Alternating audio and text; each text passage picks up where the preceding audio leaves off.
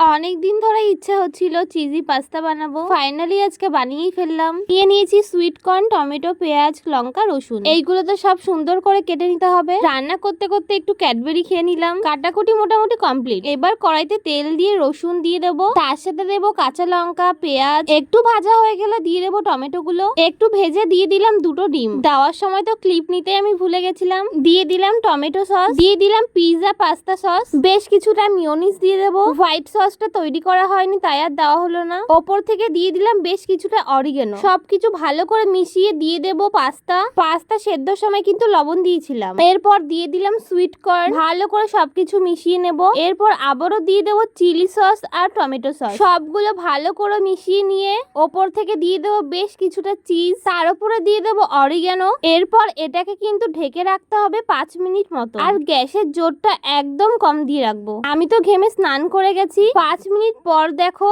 কতটা সুন্দর হয়েছে। এই চিজি পাস্তাটা যা টেস্টি হয়েছিল কি আর বলবো। আমি তো অর্ধেকের বেশিটা খেয়ে নিয়েছিলাম। আজকে আমি রান্নার সময় কিন্তু কোনো লবণ দিইনি, কারণ আমাদের যে সস গুলো ছিল সবগুলোতেই কিন্তু লবণ দেওয়া থাকে। খুবই স্পাইসি ছিল। খাওয়ার সময় তো আমার বোনের কথা মনে পড়ছিল। তাড়াতাড়ি কিছুটা খেয়ে বোনকে ভিডিও কল করলাম। বুনু তো বলছে আমার কিন্তু দেখেই খেতে ইচ্ছা হচ্ছে, তাড়াতাড়ি তুই ফোন রাখ।